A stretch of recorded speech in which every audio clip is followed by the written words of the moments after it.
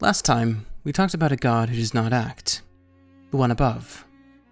The radiance that creates without intent, that does not know what its light touches. If you took one idea away from that, let it be this. The one above did not make the world. He could not have. Making is an act of will, and the one above has no will to speak of. The world was made by someone else. His name is Tarthul, and he's the reason the world is the way it is, which is to say, the reason that it's so beautiful, and the reason that it hurts so much. Let's start with what he's not. Tarthul is not a manifestation. The manifestation is condensed out of the one above's radiance. They are aspects of something complete. Tarthul did not come from the one above at all. According to the oldest Thalian accounts, he was simply there, already present in the dark before there was anything to be present in. Older than creation, older than perhaps the light itself. Where the one above is completeness without intent, Tarthul is intent without completeness. The second thing to understand, and the thing most lay people get wrong, is that Tarthul is not necessarily evil. Thalian theology is emphatic about this, even when ordinary believers are not. Tarthul is merely impure. That is the precise word, and it means something specific. He is the first draft of divinity. Raw, unrefined, possessed of enormous creative will, but lacking the one above's wholeness. He's not a devil. He is a craftsman who has never finished himself, and who set out to build anyway. Tarthul looked into the void, and, perhaps out of loneliness, perhaps out of compulsion, he made the world. He shaped the very matter of it. He seeded the life. He carved the continents and hung the stars. Everything you have ever seen, every mountain and every living thing, was made by his hand. But here's the problem the entire Thalian faith turns on. Because Tarthul himself was incomplete, what he made came out incomplete. He could not give the world what he did not have. Pain exists because Tarthul did not know how to build a world without it. Death exists because he could not conceive of permanence. Cruelty exists because Tarthul, alone in the dark for an age no mind can measure, had no model for compassion. He had never been shown any, and so he could not inherently build any in. This is why a lot of Thalians call the world Tarthul's mirror. It is glorious, and it is terrible in exactly equal measure, because he was glorious, and he was terrible. The standard image is the absentee architect, a builder who raised a house, but could not make it a home, and then was made to leave it standing, because he didn't get to keep it. When Aros, the first manifestation to gain full autonomy, descended into the material world and saw what Tarthul had made, the two of them fought. And it's important to understand that this was not a war of hatred. Aros did not despise Tarthul. He simply could not coexist with him. Aros' justice, order, the insistence that things should be as they were meant to be. Tarthul's creation was arbitrary and chaotic, made without a plan because its maker had never been taught what a plan was. The two were incompatible at the very level of their natures. And when natures that fundamental collide, continents move. The shape of the world as we know it was settled in that conflict. Tarthul lost, but he was not destroyed. And here's where the theology gets genuinely strange, in a way the churches have never cleanly resolved. The orthodox line is that you cannot destroy Tarthul because he is in some sense part of the divine order, and you cannot unmake a part of the divine. The trouble is that we've already said that Tarthul did not come from the one above. So, which is it? Is he foreign to the radiance, or folded into it? And notice the worst question waiting underneath that one. If Tarthul is in any way part of the one above, then impurity is part of the one above too, which would make impurity itself, in some measure, divine. Let's just say most churches do not like that sentence. They have never quite managed to prove it false. The Council of Serra Luna declined to settle any of it, And it's one of the most fascinating heresies that live exactly in that gap. What is agreed upon, however, is the outcome. Tarthul was diminished, not killed. The manifestations took stewardship of the world that he'd built, and Tarthul himself was pushed to the very margins of reality. Lesser, fractured, a fading thing at the edges of what exists. He's still there. That's the uncomfortable part. Diminished as he is, Tarthul remains divine, and worship of him still carries real power. In the far north of Tunland, the tribes pray to him as Garthul. Certain Orcish traditions know him as Karothek. The most archaic Slamouthian texts call him the Chained Mason, the builder bound away from his own work. These are not empty rituals. They reach something. Something answers, dimly, from very, very far away. And it is not only the distant north. Closer to home, in the subcontinent of Dubrovka, there were whole families of blood mages who once served Tarthul directly.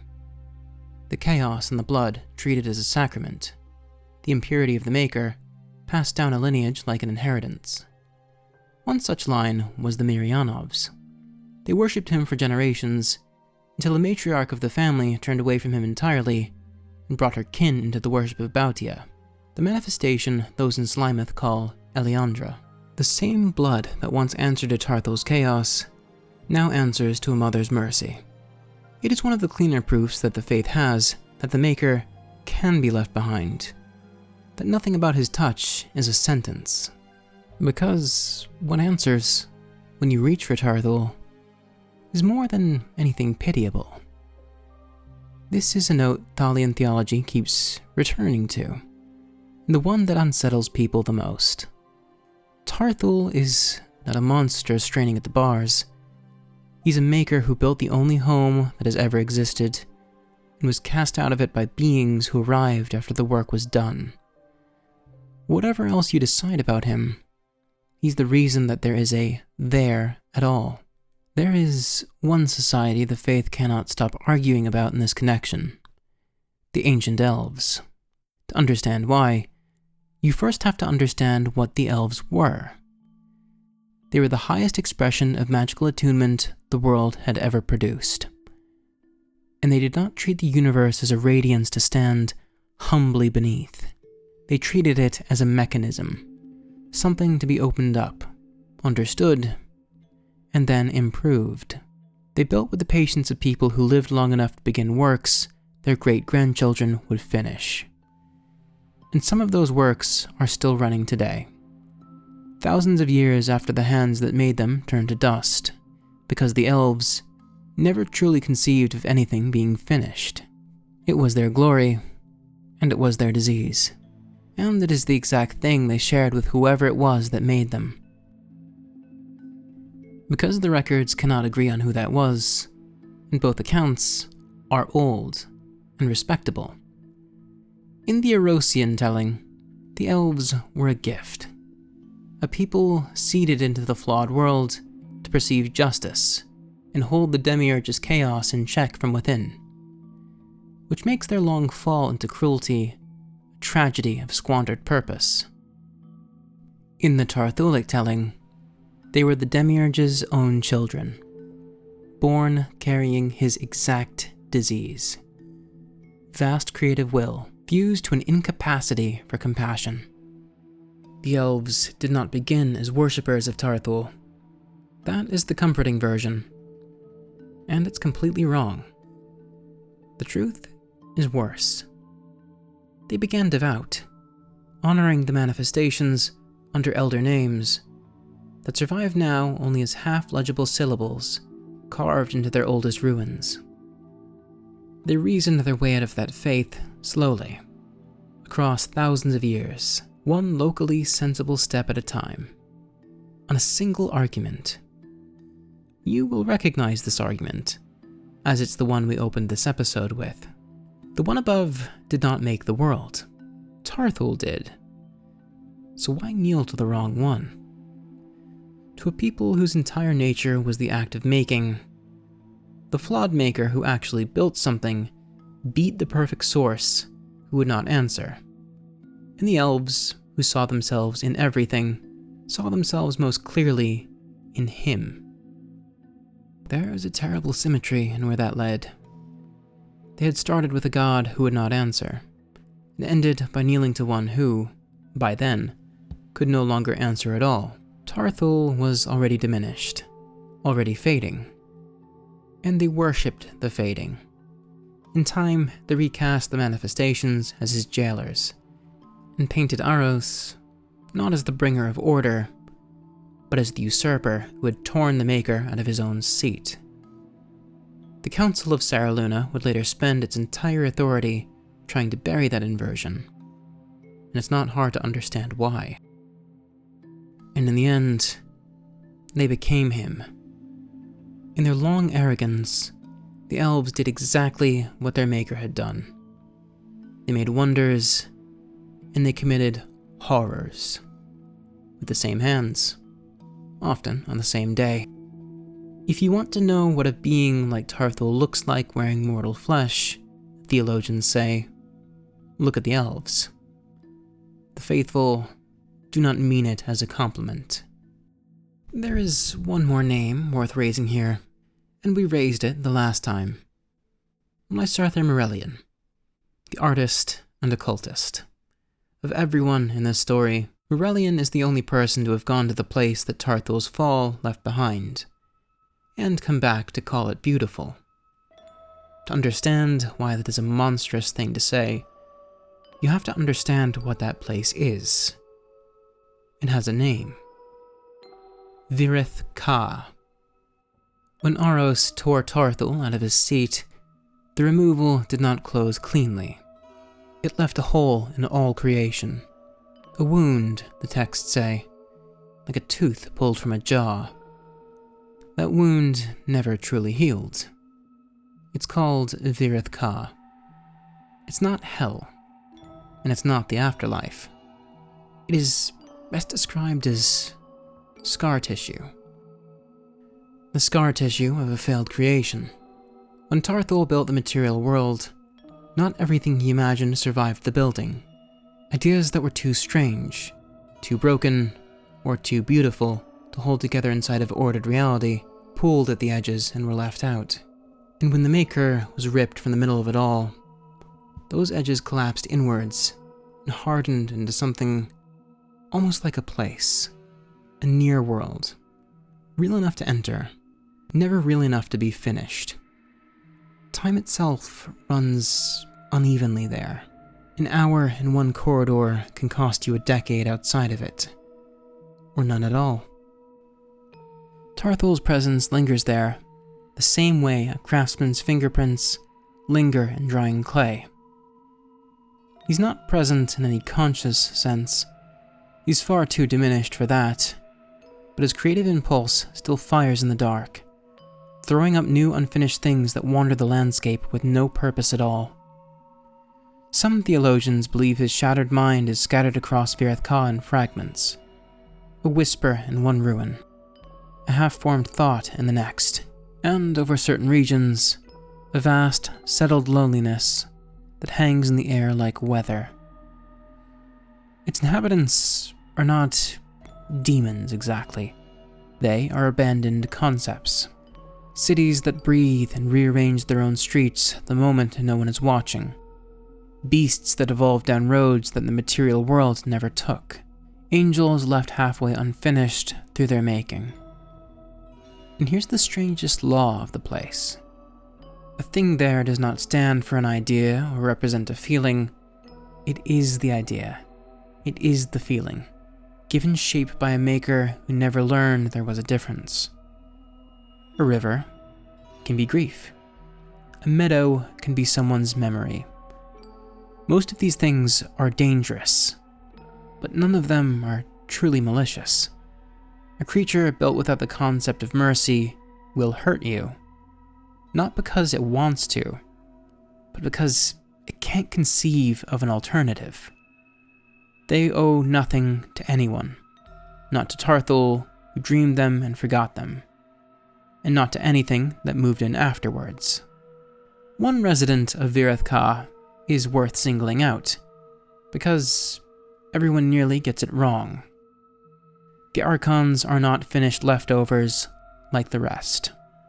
They are shards of Tarthul's own creative process, pieces of the act making itself, which woke into a sliver of will while they helped him build the world. People assume the Archons must answer to whatever now haunts the wound. The vast majority of them answer to no one at all. Here's the part that matters most for the living. The dead do not go to Vireth-Ka. The threshold that Nethos keeps leads elsewhere, or perhaps nowhere, but not there. A soul reaches Vireth-Ka only through violence done to it, bound there by ritual, dragged there by an Archon after a possession ends in death, or shattered by dark magic until the pieces slip through the wound. This is the real reason that the faith treats necromancy and soul-binding as the greatest crimes someone can commit. Not just because they offend custom, but because they feed a soul to a place that was never built to hold one. For the same reason, drawing upon Vireth-Ka, the energy that bleeds out of the wound itself, is forbidden in every nation on Thalia, no matter the purpose. Almost everything we know about how Vireth-Ka looks and feels comes from one source, the prophetess Thalia herself. In the Laments, her account of the long years she spent imprisoned, when the walls between worlds were thin, she described it as it pressed through into hours. Skies that rippled like disturbed water, shadows that moved against the light instead of with it. And always, before anything happened, the smell of copper and flowers. Those passages are still the closest thing to a true description that anyone has ever written down. Only one person was said to have gone in willingly. The wizard Seraphil, one of Thalia's own companions, reportedly spent his final years inside of the wound. Whether he walked in to study it from the inside, was exiled there, or was simply drawn in by the pull of Tarthul's lingering will, no one agrees. He did not come back, though. What became of him is one of the oldest open questions the faith has, and it has never been answered. Then there's the one part that turns Vireth-Ka from a tragedy into a threat. The seat Tarthul lost, the Maker's seat, did not stay empty forever. Long after the wound opened, something climbed into it. Not a god born of the dark. An elf, once mortal, who took the place Tarthul had been torn out of and bound himself to the wound exactly as the Maker once was. And in taking it, he stripped away most of what little power Tarthul had left. So the Maker had been robbed twice over. First of the world he built, and then of nearly everything that still remained of him. The man in the seat is not pitiable. He is not unfinished. He remembers in every perfect detail, every single thing he was, and he wants out. But he's not today's subject, and he will not be for a good while yet. He has waited a very long time already. He can wait just a little longer. So, hold the shape of it before we go. The one above is the light. Tarthul is the flawed hand that built the world by that light and was cast out of it. And Vireth-Ka is the wound that the casting out left behind. The scar where a Maker used to be. Still full of everything he imagined and could not finish. We have spent a little bit in the dark now, haven't we? The light that does not act, the Maker who could only build broken, and the wound his fall tore open. Next time we finally turn the other way, towards the part of the divine that answers. The manifestations. The 5 great aspects that condensed out of the one above silence and gained wills of their own. Where the one above is a sun that cannot hear you, and Tarthul a Maker who can no longer reply, the manifestations are the part of the divine you can kneel to and be heard. 5 faces of a greater emanation turned towards creation, tending the world their maker abandoned, standing in a light too complete to speak, and a builder too broken to remain.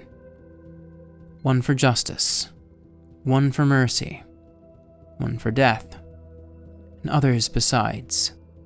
Together, they are where the Thalian faith stops being a question, shouted into the void, and instead becomes a conversation. But a god who can answer is also a god who can refuse. And that contradiction, the cost of finally being heard, is where we're going next.